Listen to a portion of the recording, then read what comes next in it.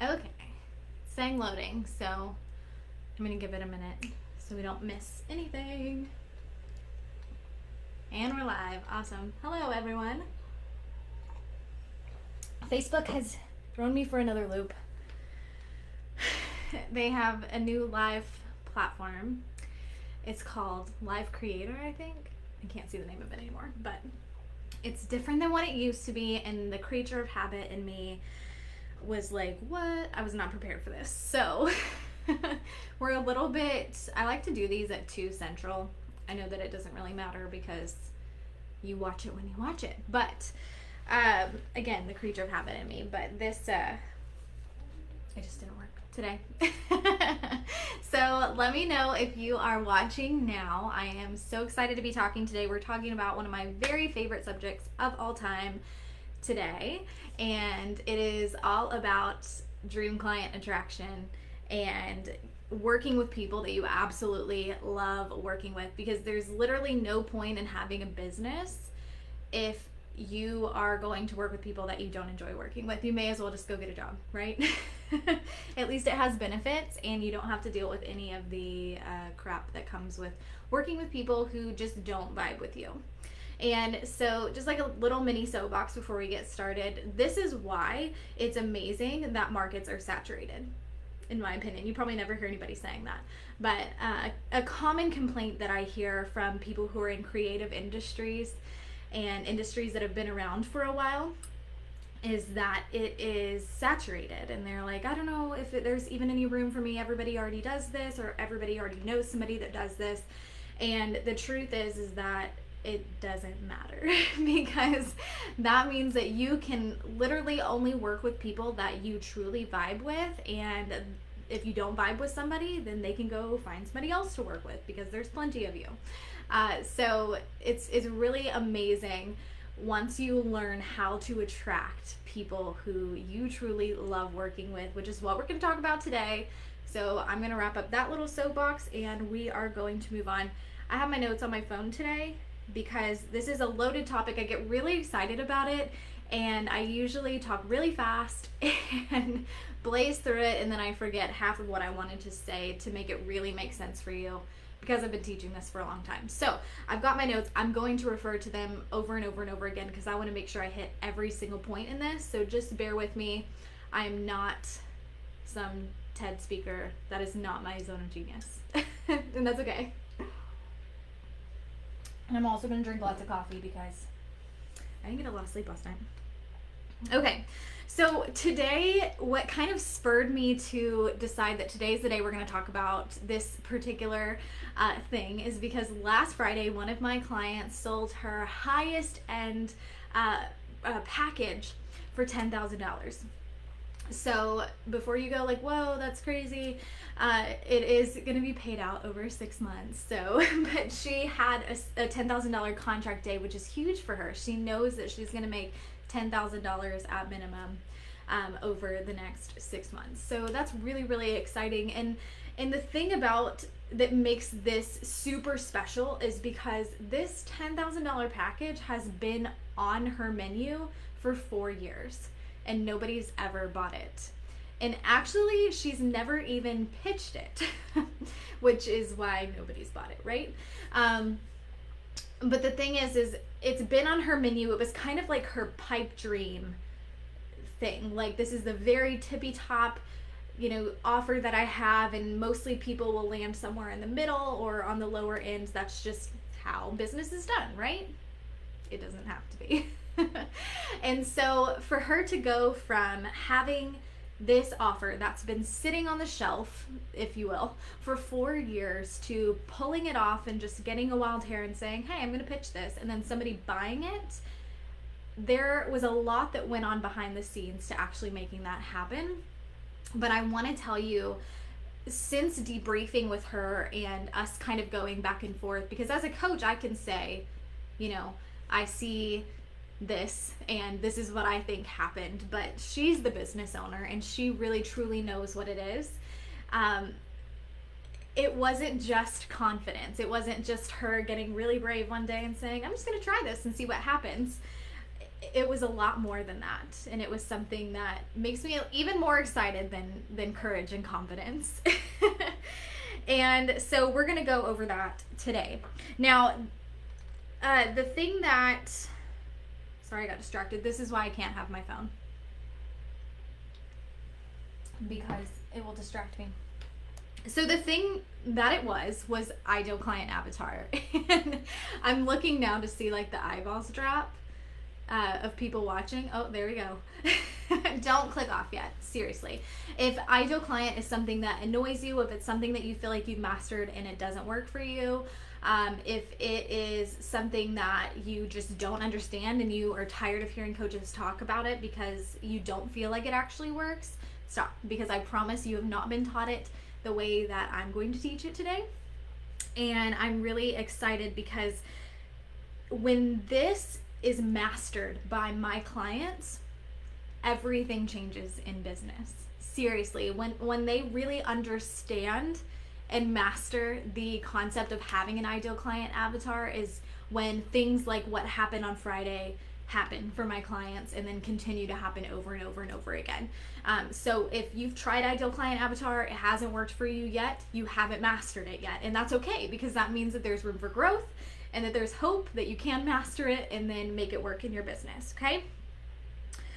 So today I'm going to make it make sense for you. If you get all the way through this video and it's trash and it doesn't make sense to you, then please comment below or message me. I mean, don't comment below and say this was trash. That would hurt my feelings.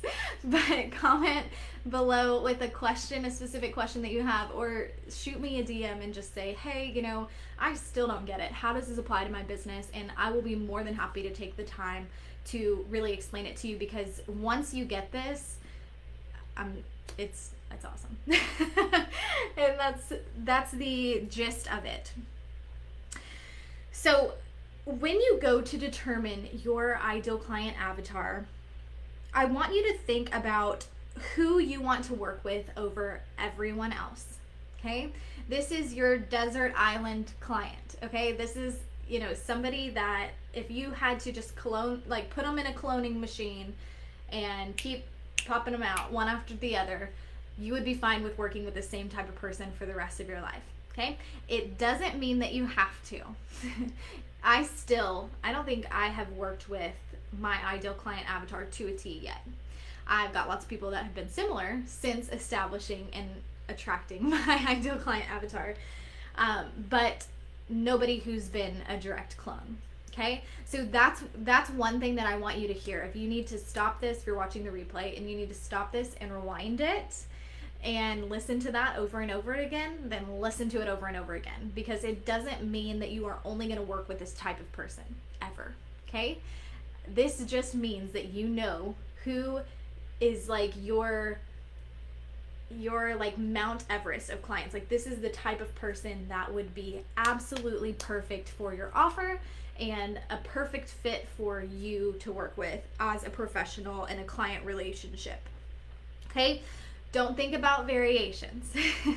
This is like the biggest objection that I see with people who I'm working with in the ideal client specifically. They're like, well, I could work with this kind of person or this kind of person. My offer helps these two people, or these three, or these four people. That's not what this is about. It's not about who could benefit from what you have to offer. This is about who you want to work with over everybody else, who would be the perfect scenario client. This feels really aggressive. I keep doing this and it's very aggressive. I'm so sorry. I'm very passionate about it. I'm not aggressive. If this is your first time watching my live, you're probably like, this girl. I'm very passionate about this. Okay, so the way that I want you to start thinking about ideal client avatar is not by thinking of it as somebody who's a fit for your offer. I want you to think about ideal client avatar as a mascot for your business. Okay, it's your business mascot. Now, there's a few different ways that you can determine the mascot or the avatar for your business. And I put 3 on here, but I'm going to add a 4th one because it's something that I was just talking to a client about before this and it made me think of it. So The first way is you've already worked with them. Now, this is like the least common of all of the different ways because, like I said, I've been doing this for 4.5 years now, and I still have not worked with somebody who is the perfect like manifestation of my ideal client. Okay. But sometimes that does happen. Sometimes people are like, I've worked with somebody who is an absolute dream and I want them to be the mascot or the representation of who I'm trying to attract from now on. If everybody was like them, I would be happy. And so if you've had that happen, if you've got a client, or maybe it was somebody that you worked with before you started taking payments for your services, but it was somebody that was just like the perfect manifestation of who you'd like to work with, then use them as your mascot. Okay. The second way is a variation of people that you've worked with. So maybe you've got all of these different types of people that you've worked with in the past, and you want to, kind of pull the best pieces of each one of them and make a client avatar or a mascot. That's a really common thing that I see. The next really common thing that I see is it being a version of yourself. Because a lot of times you got into whatever it is in the service-based industry because it was something that you needed at some time. And now you want to help people who are where you were. And so that's another really common thing, is another version of yourself. And the fourth thing is it could be completely made up. And I see this a lot with my clients as well, is they are dreaming up somebody who would be the perfect scenario. And if you have been focusing on selling an offer and just trading a skill for money, then, and not like really attracting a certain type of person, then this could be the case for you, because you've probably got a lot of people that have come through the doors and who you've worked with who have been fine. They've paid the money, right? But they have not been that dream client. And that's what happened for my client that I was telling you about earlier, who had that $10,000 sale on Friday. She had been just kind of putting her work out there and talking about, past things that she's done, relying on referrals and word of mouth and things like that, but not actively trying to attract somebody who would pay for her high-end offer. And so she kept getting people who appreciated her work and who thought it was great, but who weren't really, really invested in her because there was no connection. And so if that's you, that's totally okay. This is your time that you get to dream up whoever it is that you want to represent your business, your mascot. Okay? Now, the key to mastering ideal client and creating an avatar or a mascot that is actually effective, because you can hear everything that I've said before this and still not master it. There can still be, some sort of discrepancy there that's not actually making this clear for you. And the key thing, the place that I see people mess up the most, is by not deciding on one single person, one single character, avatar, mascot to represent your business. Okay? And that comes from sometimes a lack mentality and a fear of missing out or a fear of picking the wrong thing. But it also just comes from not totally understanding the purpose of ideal client. And so if you are identifying with one or the other of those, and this is still hard for you even after all of this, then seriously, come talk to me and just tell me. I'm either struggling because I'm not clear, or I'm struggling because I'm scared. And that's totally fine. But I want to put it to you this way, okay? So let me check these notes really fast. Okay, so I said this before, but I put it here twice in my notes, which means it's probably something that's worth saying again. It is. Your ideal client avatar is not a representation of who your offer is for. Okay, so again, if you're going back and forth and you're like, well, my offer could be for men or women, it could be for cats or dogs, it could be for babies or adults, that doesn't matter. Okay, it's fine to have an offer that works for everyone. My offer works for a lot of different people, but I don't try to attract a lot of different people. There's a common saying, and I believe Mel Robbins said it first, but maybe I'm wrong. And if you said it first and you're not Mel Robbins, then don't throw rotten vegetables at me. Just let me know and I'll correct myself. But the saying is, if you try to appeal to everybody, you'll appeal to nobody. And that's what's probably happening in your business. If you're just constantly putting out, content and offers and pictures and things like that will appeal to everyone or anyone, and you're being super vanilla in everything that you put out there and just trying to people please, then nobody likes that. Nobody likes that, girl, right?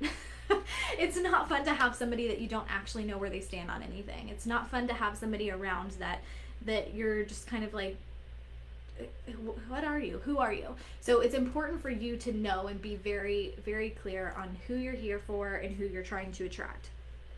I want you to think about it like a football team, okay? Now, football's really big here in Texas, and I don't know where you are in the world. Let me know in the comments. But here in the States, and especially in Texas, football is huge. Now, how confusing would it be if the Dallas Cowboys had 4 different mascots because they were not sure that a cowboy really resonated with everybody? That would be really weird. Everybody would be wearing different jerseys. We would have different decals on our cars. We would be all cheering for different things instead of just all cheering for one mascot that represented a team. Okay? Now, people don't love the Cowboys because they resonate with the cowboy. I mean, like, my husband is a diehard Cowboys fan, and you would never catch him in camo. You would never catch him wearing a cowboy hat, boots, probably near a horse or anything like that, but he is a diehard Cowboys fan. There's a lot of reasons people can like a team, and it hardly ever has to do with the actual mascot. It has to do with the things represented by the mascot. So, maybe it's a player that they really like that plays on that team. Maybe it is the owner's values. It's probably not true for the Cowboys, but it could be, Maybe it's the coach. Maybe it's, the winning streak. Certainly not true for the Cowboys, but you get what I'm saying here. Like, there are lots of different reasons that somebody can come to you, and it's not because they say, hey, I like your mascot, because they don't know about your mascot. Your ideal client has no clue who is on the specific demographics that are on your list for your ideal client avatar. They don't know. That's for you. Okay? So it's important to remember, again, that people will connect with you for a variation of different things. And if you're constantly putting out content that provides value to your ideal client, then there's going to be something that sticks with them. Okay? And again, you're not going to just attract cowboys. You're going to attract a lot of different people. Okay? So when you're going to identify your mascot or your ideal client avatar, shoot for the moon. Seriously, there's a really, really cheesy quote that you probably heard in school, and it goes something like, shoot for the moon, even if you miss, you'll land among the stars. Okay, that was weird, but it's so true for this. If you have this perfect ideal client avatar and you shoot for that, you'll probably miss. Like I said, I've not had my ideal client avatar yet, but I've had so many stars that I've worked with, so many people that have a trait or a couple of traits of my ideal client avatar that made them people that I loved working with. I love every single one of my clients, and I know a lot of people aren't able to say that. And it's such a blessing to me to get to work with people that I absolutely love and that I vibe with. And it doesn't mean that we are, exact matches. It doesn't mean that we agree on every single thing, but it does mean that there's something, a connection point that draws us together. And so again, that's what your ideal client avatar will do. So to sum this up, I want to bring my point back around to the story that I shared at the very beginning, which was about my client who has had this high-end $10,000 package on her menu for 4 years and has never sold it until Friday. Okay? So she's not even tried to sell it. I think I said that at the beginning, but she has not even pitched it. Friday was the first time that she pitched it and the first time that she sold it. Okay? So she pitched this product on Friday, sold it straight up. Like, the person didn't even have to think about it. They were like, yes, this is actually what I came for, thank you. And the reason the reason that she hasn't even pitched or anything like that is that she, hold on, I just got a comment. Hey, Carol. But the reason that that happened was because she switched from just trying to appeal to everybody and getting in all of these different people who um, didn't really fit the bill for that that high ticket offer. She just kept, putting her stuff out there and, showing people the work that she did and hoping for the best. And the difference there is that there's going to be a lot of people who admire and love the work that you do. There's not going to be a ton of them. I mean, there's going to be a ton of them, but there's going to be less that truly value it and who are willing to pay a premium and who are who are fitting that bill of somebody that you enjoy working with. Because just because somebody admires you does not mean that you're a good fit to work with them. That's just the truth. But continuing to, first of all, know and revisit and get even more connected with your ideal client. So it's not just a one and done thing, it's something that you revisit all the time. But knowing and being connected with your ideal client, and then continuing to put out content and to shape your business around that ideal client and to become something that they are going to want to be attracted to, that is what makes the difference. Because she attracted somebody who she saw in her consultation and was like, oh wow, this is what a good fit for my $10,000 offer looks like. You are somebody who would benefit and value this high ticket offer, and so I'm going to pitch it to you. And there was that connection there, and that ideal client also felt the same way. And so that's the difference, throwing out a wide net versus being very narrow and knowing exactly who you created your offers for. That's what's going to make the difference. Okay, so that's what I have for you today. I would love to hear if there was any aha moments, if this was different than something that you've heard before. If you have, like I said, if you have any questions, if it's still unclear for you, please let me know, because I want this to be clear for you. Like I said at the beginning, when this piece clicks for my clients, everything else falls into place. And that's when I see super amazing transformations for their business. Okay. And of course, if you're tired of throwing out a wide net and you want to get absolutely clear on who your ideal client is and learn all of the tricks of the trade to being able to attract them and convert them to paying clients so that you can sell out your highest offer, then book a breakthrough call with me today. You can go to the link in my bio, or you can shoot me a DM and we'll talk about it. But on this breakthrough call, it's totally free, and we just chat about, first of all, where you want to be in your business. Second of all, what's stopping you from getting there? Because if it's somewhere that you truly want to be, then why aren't you there already? So we'll identify what that block is, and then we'll make a plan of action, and I'll share with you how I work with my clients to get there ASAP. So talk soon.